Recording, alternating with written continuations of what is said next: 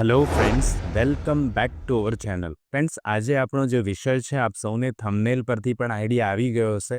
આજે હું વાત કરવાનો છું કે જો મકાન ભાડુઆત ખાલી ન કરે તો મકાન માલિક શું કરી શકે, અથવા તો આપણે બીજી રીતે કહીએ કે મકાન ખાલી કરાવવાનો સીધો રસ્તો કયો છે, એ બાબતે આજે આપણે વાત કરવાના છે. કાયદેસર રીતે મકાન કઈ રીતે ખાલી કરાવી શકાય તે બાબતે સુપ્રીમ કોર્ટે બહુ જ અગત્યનું જજમેન્ટ આપ્યું છે અને નામદાર સુપ્રીમ કોર્ટ દ્વારા આપવામાં આવેલા આ જજમેન્ટ વિશે આજે આપણે વાત કરવાના છીએ.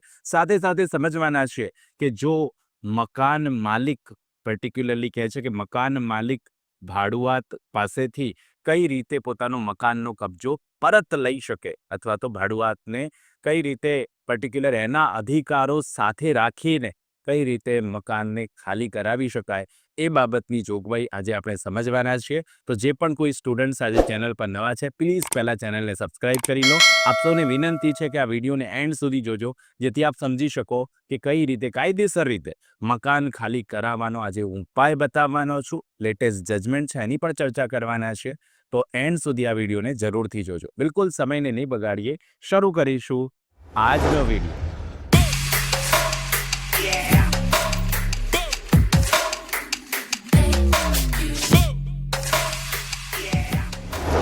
તો ફ્રેન્ડ્સ, બહુ બેઝિક વાત છે કે જો ભાડુઆત મકાન ખાલી ન કરે તો મકાન માલિક શું કરી શકે છે. તો વર્ષ 2024માં એટલે કે ગયા વર્ષે નામદાર સુપ્રીમ કોર્ટે એક લેન્ડમાર્ક ચુકાદો આપ્યો છે, જેના કારણે હવે મકાન માલિક માટે મકાન ખાલી કરાવવાની જે પ્રક્રિયા છે એ ખૂબ જ સરળ બની ગઈ છે. અને વધુ ઇમ્પોર્ટન્ટ તો એ છે કે આ પ્રક્રિયા ખૂબ જ ઝડપી બની ગઈ છે.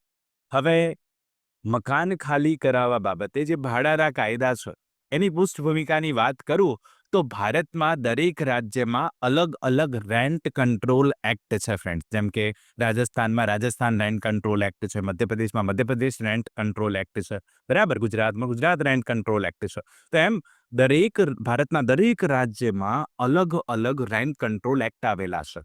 આ કાયદા ભાડુઆતને તો સુરક્ષા આપે છે કે તેમને બિનજરૂરી રીતે બહાર ન કાઢી શકાય. એકવાર તમે જો મકાન ભાડે આપ્યું ભાડુઆતને, તો એમને પર્ટિક્યુલરલી ઘરમાંથી બહાર કાઢી ન શકાય.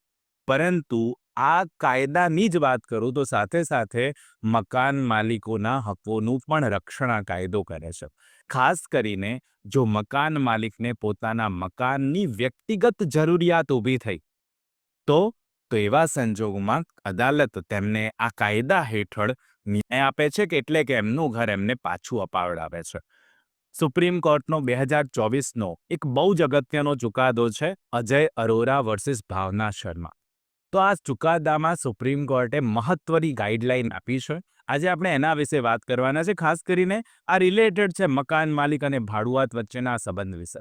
સુપ્રીમ કોર્ટે આ કેસમાં કહ્યું કે મકાન ખાલી કરાવવાના કેસોમાં ક્યારેય વિલંબ ન થવો જોઈએ. અદાલતોને હવે ઝડપથી આવા કિસ્સામાં સુનાવણી કરવી પડશે. મકાન માલિક જો સાબિત કરે કે તેમને મકાન પોતાના કે પોતાના પરિવારના ઉપયોગ માટે જોઈએ છે, તો તેમને પ્રાથમિકતા સાથે ન્યાય મળશે.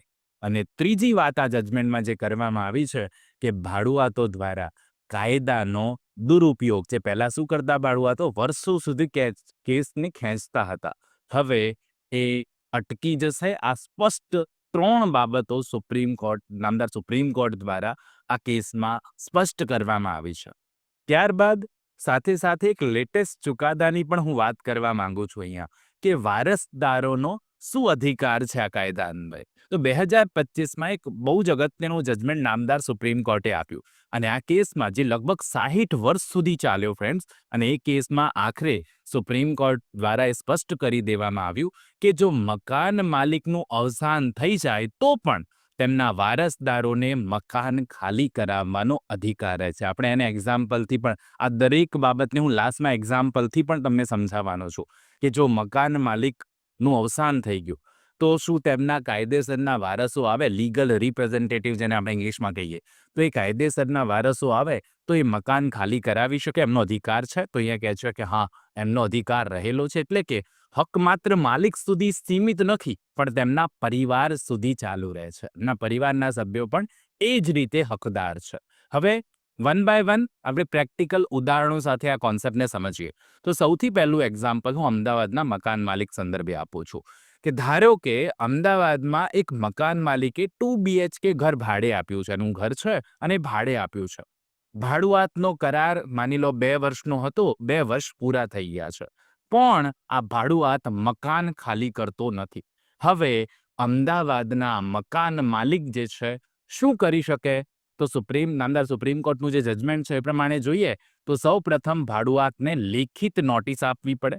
ઓકે, પહેલા શું કરવાનું? લેખિત નોટિસ આપવી પડે. બીજી વાત, જો નોટિસ છતાં મકાન ખાલી ન કરે તો મકાન માલિક સ્થાનિક સિવિલ કોર્ટમાં કેસ કરી શકે. જ્યાં જ્યુરિસ્ડિક્શન લાગતું હોય, હકુમત હોય, તે અદાલતમાં દાવો કરી શકાય. અને ત્રીજી વાત કે નામદાર સુપ્રીમ કોર્ટે ત્યાં સ્પષ્ટ કર્યું છે કે આવા કેસો હવે ઝડપથી સાંભળવામાં આવશે. એમાં કોઈ ડિલે ટેક્ટિક્સ કામે લાગશે નહીં. અને જો મકાન માલિક આવું સાબિત કરી દેશે કે તેને જ એ ઘરમાં રહેવાનું છે, પોતે જ ઉપયોગ કરવાનો છે, તો એવા સંજોગોમાં ભાડુઆતને મકાન ખાલી કરવાનો આદેશ પણ આપવામાં આવશે. તો આ સ્પષ્ટ વાત છે જે આપણે એક એક્ઝામ્પલથી સમજ્યા. બીજું એક ઉદાહરણ લઈએ કે માની લો માલિકનું અવસાન અને દીકરાનો અધિકાર. હવે તે સુરતમાં એક મકાન માલિક ભાડુઆત સામે કેસ ચલાવી રહ્યા હતા, પરંતુ કેસ પૂરો થયા પહેલા જ તેમનું અવસાન થયું. હવે શું થાય? મકાન માલિક ગુજરી ગયા. ચાલુ દાવો હતો ને ચાલુ દાવા મકાન માલિક ગુજરી ગયા છે. હવે શું થશે? તો નામદાર સુપ્રીમ કોર્ટના ચુકાદા મુજબ તેમના દીકરા કે દીકરી જે પણ કોઈ એમના કાયદેસરના વારસો હોય, જેને આપણે લીગલ રિપ્રેઝેન્ટેટિવ કહીએ, એ આવીને દાવાને આગળ ચલાવશે.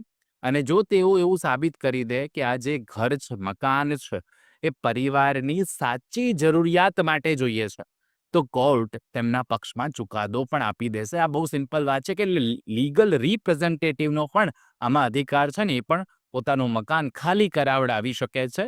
એક્ઝામ્પલ 2માં આપણે સમજ્યા. ત્રીજું એક એક્ઝામ્પલ લઈએ, ભાડુઆતનો દુરુપયોગ.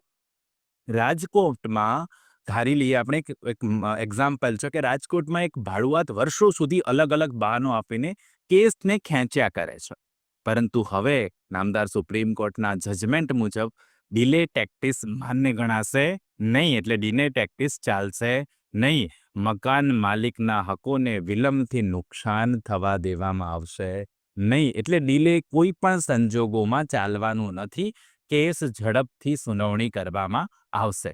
મકાન ખાલી કરાવવાના સીધા રસ્તાને આપણે સ્ટેપ બાય સ્ટેપ સમજીએ તો સિમ્પલ વાત છે. તમારે મકાન ખાલી કરાવવાનું હોય, કરાર પૂરો થઈ ગયો છે, તો આ સમજી લેજો.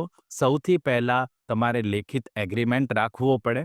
કરાર પૂરો થઈ ગયો છે, પહેલા તો લેખિત એગ્રીમેન્ટ વગર મકાન ભાડે આપવું નહીં. પહેલી વાત લેખિત એગ્રીમેન્ટ. બીજું કે જો લેખિત એગ્રીમેન્ટ જે હતો એમાં સમય જે હતો એ પૂરો થઈ ગયો છે, તો પછી લેખિત નોટિસ આપો. નોટિસ બાદ પણ મકાન ખાલી ન કરે ભાડુઆત, તો અદાલતમાં અરજી કરો, દાવો કરો.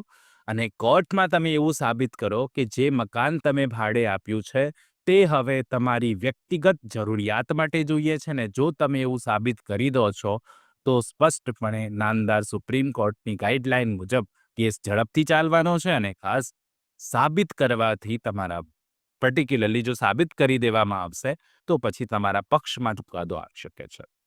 તો ફ્રેન્ડ્સ, આ બેઝિક કોન્સેપ્ટ સમજ્યા કે માની લો ભાડુઆત મકાન ખાલી નથી કરતો તો મકાન માલિકનો શું અધિકાર છે ને કઈ રીતે મકાન ખાલી કરાવડાવી શકાય કાયદાની પ્રક્રિયાને અનુસરીને, તે વિશે આપણે સમજ્યા. તો આઈ હોપ ભાડુઆતોને મેં તમને કહ્યું એ પ્રમાણે કાયદાની સુરક્ષા તો છે જ રેન્ટ કંટ્રોલ એક્ટ મુજબ, પણ મકાન માલિકનો હક પણ વધુ મજબૂત થયો છે નામદાર સુપ્રીમ કોર્ટના જજમેન્ટથી. 2025-2024ના ચુકાદાઓએ સાબિત કરી દીધું છે કે મકાન માલિકને મકાન પાછું મેળવવાનો સીધો રસ્તો હવે બિલકુલ સરળ બન્યો છે, ઝડપી બન્યો છે. મકાન માલિક કે તેમના વારસદારોને જો સાચી જરૂરિયાત હોય તો કાયદો તેમના પક્ષમાં ઊભો રહે છે. તો આઈ હોપ સો આજનો આ વિડીયો બહુ આપ સૌને ક્લિયર વિડીયોમાં હું ક્લિયરલી સમજાવી ચૂક્યો છું આપ સૌને કે જો કોઈ ભાડુઆત મકાન ખાલી નથી કરતો તો મકાન માલિક શું પગલાં લઈ શકે.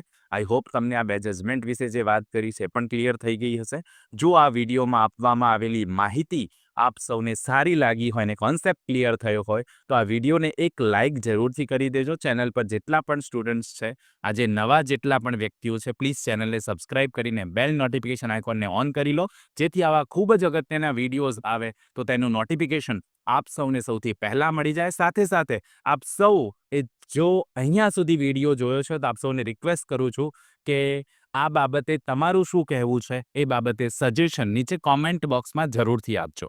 ઓકે, જે કાયદો છે રેન્ટ કંટ્રોલ એક્ટ મુજબ જે પણ કોઈ અધિકારો છે એના વિશે તમારું શું માનવું છે એ નીચે કોમેન્ટ બોક્સમાં જરૂરથી લખી દેજો. મળીએ નેક્સ્ટ વિડીયોમાં. ત્યાં સુધી જોતા રહો મારી ચેનલ રિયલ એજ્યુકેશન ગેજેટ. ખૂબ ખૂબ ધન્યવાદ. ખૂબ ખૂબ આભાર ફ્રેન્ડ.